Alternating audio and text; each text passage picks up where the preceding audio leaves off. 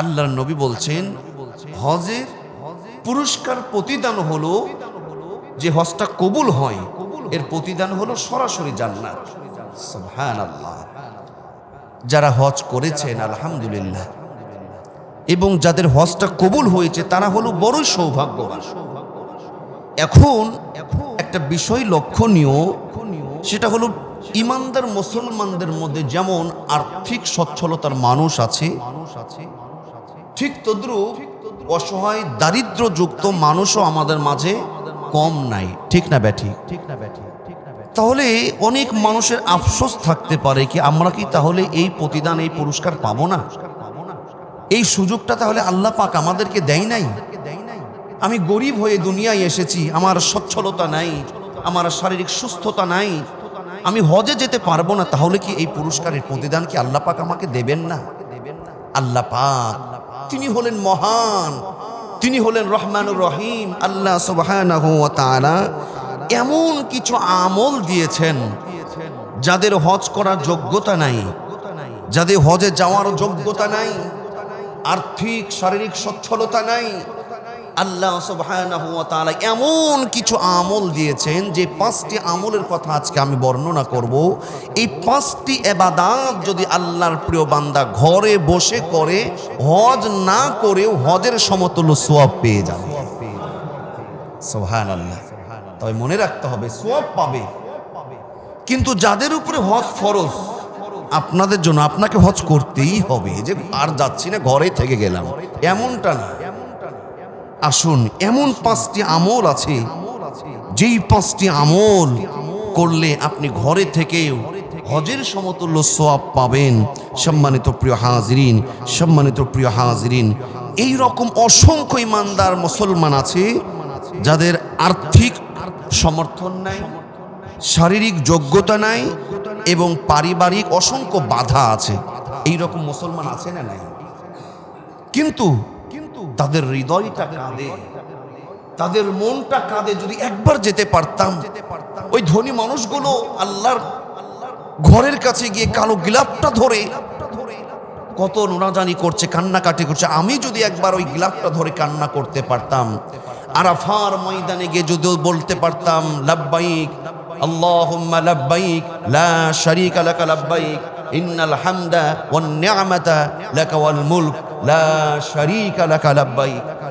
এই রকম অনেকের কিন্তু মনের চাওয়া পাওয়া আছে। সম্মানিত হাজিরিন, তাহলে 1 নম্বর সমর্থন না থাকলেও যেই ব্যক্তি 1 নম্বর যে আমলটা তার মধ্যে থাকবে, আল্লাহ পাক হজের সওয়াব তাকে দান করবেন। বলি সুবহানাল্লাহ।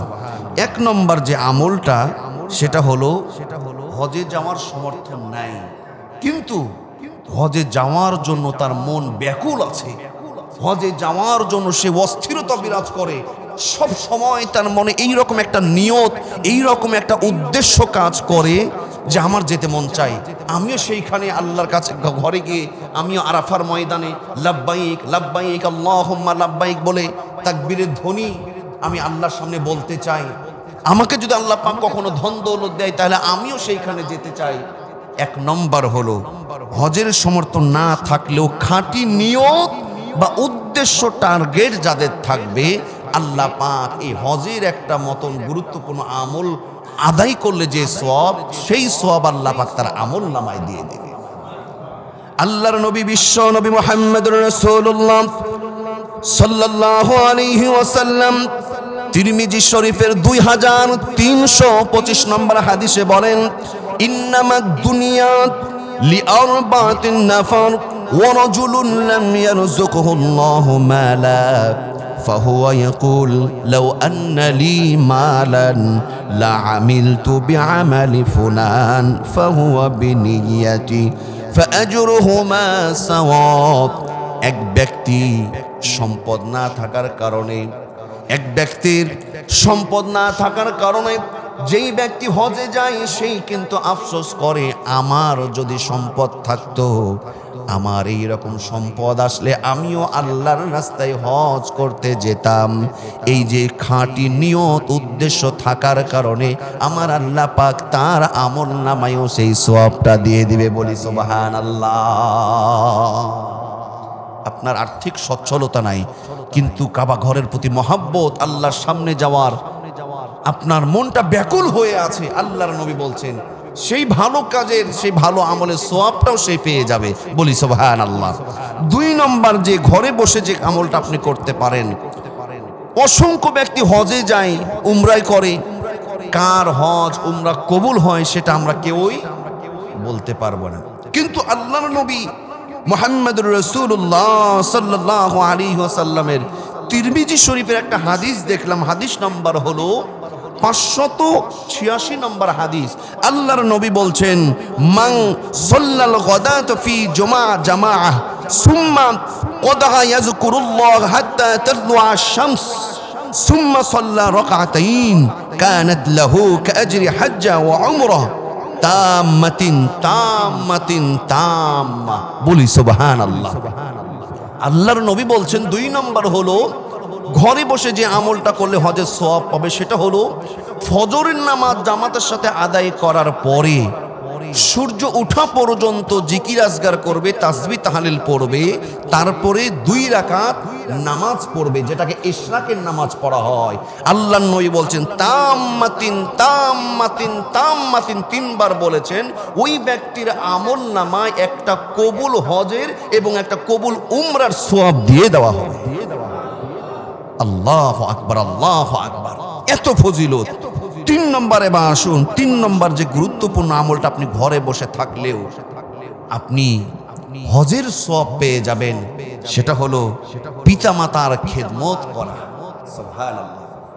এটা শুধু সামাজিক একটা রীতি মেনটেন করা নয়, সন্তান পিতামাতার খেদমত করবে, পিতামাতাকে ভালোবাসবে, শুধু এটা ফর্মালিটি মেনটেন নয়, সমাজ কি বলবে, মানুষ কি বলবে না, এটা একটা পিতামাতার খেদমত করা সন্তানের জন্য জান্নাতে যাওয়ার একটা মাধ্যম। বলি সুবহানাল্লাহ। আল্লাহর নবী মুহাম্মদুর রাসূলুল্লাহ সাল্লাল্লাহু আলাইহি ওয়াসাল্লামকে এক সাহাবী এসে বলে, ইয়া রাসূলুল্লাহ, আমি জিহাদের ময়দানে যেতে চাই। আল্লাহর নবী বলেন, আহাইয়ু ওয়ালিদাক, তোমার পিতামাতা জীবিত আছে? সেই লোকটি বলল, ক্বালা নাআম ইয়া রাসূলুল্লাহ, আমার পিতামাতা জীবিত। নবীজি বললেন, ক্বালা ফাফিহিমা ফাজাহিদ, তুমি পিতামাতার খেদমতে জিহাদ করো। বলি সুবহানাল্লাহ।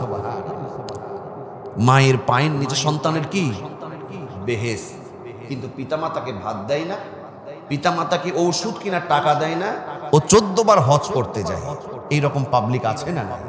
ও সন্তান, পিতামাতার খেদমত করো, পিতামাতাকে তাজিম করো, পিতামাতাকে খাদ্য দাও, পিতামাতার দেখভাল করো। আল্লাহ বলছেন, ওয়াবিল ওয়ালিদাইনি ইহসানা, পিতামাতার সঙ্গে ইহসান স্বরূপ আচরণ করো। এই ভালো আমলটার কারণে আমার আল্লাহ তোমাকে কবুল হজের সওয়াব পর্যন্ত দিয়ে দিবে। বলি সুবহানাল্লাহ। সম্মানিত প্রিয় হাজিরিন, 3 নম্বর, পিতামাতার খেদমত করলেও হজের সওয়াব পাওয়া যায়। সেটা গুরুত্বের সাথে হতে হবে, সেটা 100% হতে হবে, একমাত্র হতে হবে বলুন তো কার খুশির জন্য। এবার 4 নম্বর, আপনার আর্থিক সচ্ছলতা নাই, কিন্তু হজে যাওয়ার জন্য আপনার মনটা ব্যাকুল থাকে, আপনি ঘরে বসেও যে কাজটা আমলটা করলে সওয়াব পাবেন, সেটা 4 নম্বর হলো মসজিদে যাবে না, 5 ওয়াক্ত নামাজের জন্য মসজিদে যাবে, এবং মসজিদে যাওয়ার তার একটা লক্ষ্য উদ্দেশ্য থাকবে দ্বীনি ইলম শিক্ষা করা, অপরকে শিক্ষা দেওয়া। 5 ওয়াক্ত নামাজের সাথে দ্বীনি ইলম শিক্ষা করা, অপর ভাইকে দ্বীনি ইলম শিক্ষা দেওয়া, এই কাজটা যারা করবে আল্লাহ পাক হজের সওয়াব ওই নামাজি ব্যক্তির আমল নামায় দিয়ে দিবেন। বলি সুবহানাল্লাহ। এবার আসুন সর্বশেষ 5 নম্বর, হজ না করে হজের সমতুল্য সওয়াব পাওয়া যায়। আল্লাহর নবী বিশ্ব নবী মুহাম্মদুর রাসূলুল্লাহ সাল্লাল্লাহু আলাইহি ওয়াসাল্লাম তিনি বলেন, উমরাতান ফি রমাদান, উমরাতান ফি রমাদান তাদিলু হাজ্জা। আল্লাহর নবী বলছেন, রমজান মাসে যে উমরা করে, রমজান মাসে উমরা হলো হজের সমতুল্য মর্যাদা। বলি সুবহানাল্লাহ। অন্য আরেকটা বর্ণনায় বলছেন হাজ্জাতান মাইয়া। আল্লাহর নবী বলছেন যে রমজান মাসে হজ করা যেন নবীর সাথে হজ করার সমান। রমজান মাসে উমরা করার এত ফজিলত। দরদির আমার, এই 5টা আমল, এই 5টা কাজ যারা করবে, এই 5টা আমল আল্লাহর সন্তুষ্টির জন্য যারা করবে, আর্থিক সচ্ছলতা নাও থাকতে পারে, শারীরিক সচ্ছলতা নাও থাকতে পারে, পারিবারিক বাধা আসতে পারে, কিন্তু এই 5টা আমল যদি আপনি করেন, আল্লাহ পাক হজের মতন বড় একটা সওয়াব তার আমল নামায় দিয়ে দেবে। তবে কথা হলো, আবারও তাদের জন্য সতর্ক বার্তা, অবশ্যই যাদের উপরে হজ ফরজ, আপনাকে হজ কিন্তু করতেই হবে। হজ যাদের উপরে ফরজ, সেই হজটা কিন্তু করতেই হবে। হজ ফরজ, সেটা বাদ দিয়ে ফরজ আপনি বাদ দিলে সেটা ফরজ তরক করা কবিরা গুনাহ হবে। হজ যাদের উপর, তাদের উপর ফরজ করতেই হবে।